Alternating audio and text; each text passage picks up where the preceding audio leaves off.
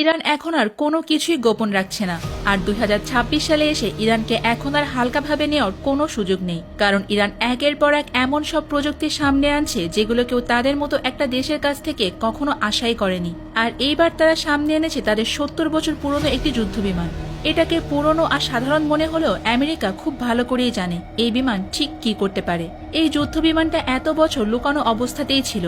শেষবার 90-এর দশকে এই বিমান বহু গুরুত্বপূর্ণ মিশনে অংশ নিয়েছিল। তখন একে বলা হতো ইরানের আকাশের রাজা। কিন্তু সময়ের সঙ্গে সঙ্গে বিমানটাকে আর দেখা যায়নি। ইরান বলেছিল এটাকে অবসরে পাঠানো হয়েছে।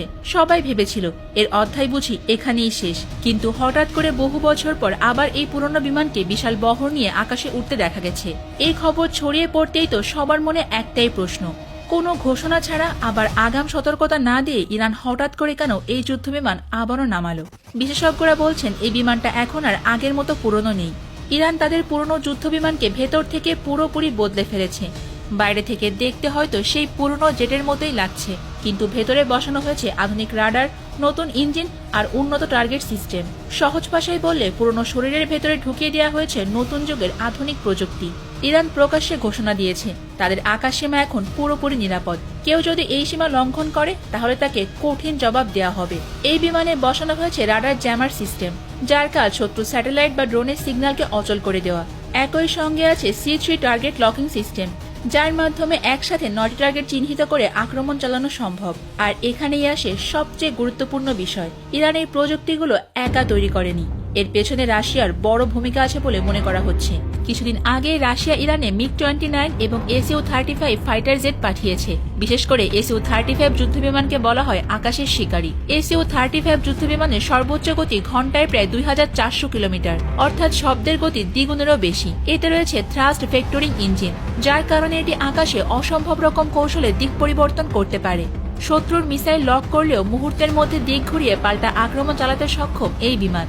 সবচেয়ে ভয়ঙ্কর বিষয় হলো এর ইরবিস-ই রাডার সিস্টেম। এই রাডার একসাথে প্রায় 30টি টার্গেট ট্র্যাক করতে পারে এবং প্রায় 400 কিলোমিটার দূর থেকে শত্রু শনাক্ত করতে সক্ষম। এখন যদি এমন যুদ্ধবিমান ইরানের আকাশে নিয়মিত উঠতে থাকে তাহলে মধ্যপ্রাচ্যে যে কোনো দেশের টেনশনে পড়াটা খুবই স্বাভাবিক। বাস্তবেও সেটাই হচ্ছে। ইসরায়েলের প্রতিরক্ষা মন্ত্রণালয় পর্যন্ত বলেছে ইরান রাশিয়ার এই সামরিক জোট আন্তর্জাতিক আইনের লঙ্ঘন। অনেক বিশেষজ্ঞরা মনে করছেন ইরান তাদের পুরনো যুদ্ধবিমানগুলো রাশিয়ার প্রযুক্তি ব্যবহার করে আপগ্রেড করছে, কারণ এই ইরানি বিমানের ইঞ্জিন আর রাশিয়ার MiG-29 বিমানের ইঞ্জিনের মধ্যে আশ্চর্য রকমভাবে মিল পাওয়া যাচ্ছে। তাই এখন প্রশ্ন উঠেছে, ইরান কি বড় কোনো কিছুর প্রস্তুতি নিচ্ছে? যখন ইরান এই পুরনো যুদ্ধবিমান দিয়ে মহড়া শুরু করেছে তখন সেটা কোনো সাধারণ প্রদর্শনী ছিল না। এটা ছিল এক ধরনের স্পষ্ট বার্তা, আমরাও প্রস্তুত। ইসরায়েল খুব ভালো করেই বুঝেছে ইরান কেন এই বিমানগুলোকে আবার সামনে এনেছে এবং কাদের উদ্দেশ্যে এই বার্তা দেওয়া হয়েছে। ঠিক এই সময় রাশিয়ার পক্ষ থেকে MiG-29 ও Su-35 যুদ্ধবিমান ইরানে পাঠানো হয়েছে। এই পুরো ঘটনা প্রবাহ দেখার পর ইসরায়েল একের পর এক সংবাদ সম্মেলন করেছে এবং বিষয়টিকে আন্তর্জাতিক আইনের লঙ্ঘন বলেও দাবি করেছে। অনেকে মনে করছেন এখানে বড় একটা কৌশলগত চাল দিয়েছেন রাশিয়ার প্রেসিডেন্ট পুতিন, কারণ ইসরায়েলের হাতে থাকা ফাইটার জেটগুলোর মোকাবেলার জন্যই রাশিয়ার এই যুদ্ধবিমানগুলো ইরানকে সাহায্য করবে। তাই সবচেয়ে বড় প্রশ্ন এখন একটাই, ইরান আর কি গোপনে রেডি করছে? তাদের হাতে কি আরো এমন যুদ্ধবিমান আছে যেগুলো এখনো প্রকাশ্যে আসেনি?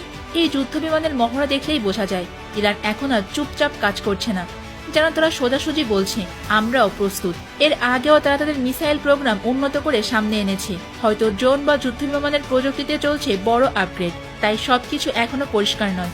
কিন্তু একটা বিষয় নিশ্চিত, সময় হলে ইরান ঠিকই তাদের শত্রু দেশগুলোর সামনে শক্তভাবেই দাঁড়াবে।